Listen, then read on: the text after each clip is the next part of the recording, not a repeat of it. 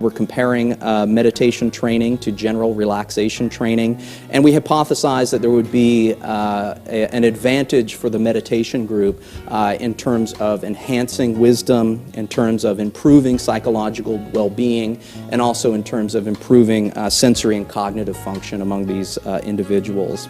People were engaged in a variety of different exercises in both groups, but the primary distinction really was that in the meditation group,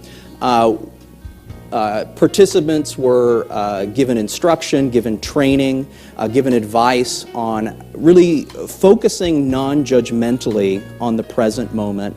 And then when they would find that they would sort of lose track of that and maybe get distracted by a thought or get distracted by a feeling, they were given the instruction to just simply notice that and then gently bring themselves back to the present moment and to keep doing that.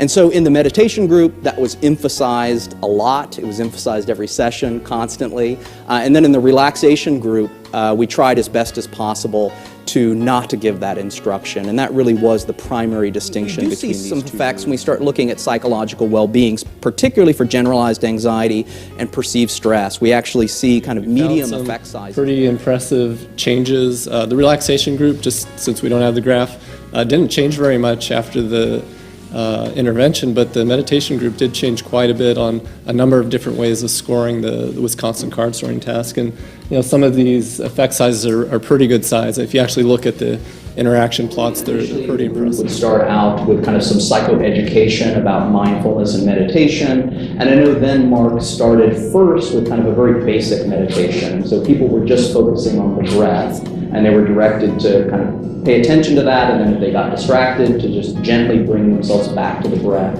And then there was kind of this progressive kind of movement toward being mindful in more real-life contexts. And so, for example, Mark would have them meditate with their eyes open, and so they're actually focusing on some kind of external stimuli while they're meditating. Then he had them doing walking meditations, and so they were actually walking around campus and doing things like appreciating nature.